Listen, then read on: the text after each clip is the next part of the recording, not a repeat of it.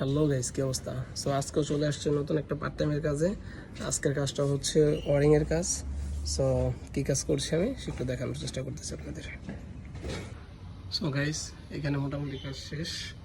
দেখেন কোন জায়গা দাঁড়ায় কাজ করলাম, বললাম না একটা জায়গা। সেটা হচ্ছে পিছনের সাইড, গেটটা তখন লাগানো ছিল। সো এটাকে লাগাই রেখে তারপর কাজ করছিলাম। সো প্রত্যেকটা বাড়ি হচ্ছে এই ডিজাইন।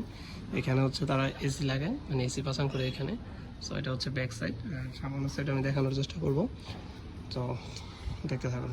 এই হচ্ছে পজিশন, এখানে এখন ওয়ারিং টানবো আমরা।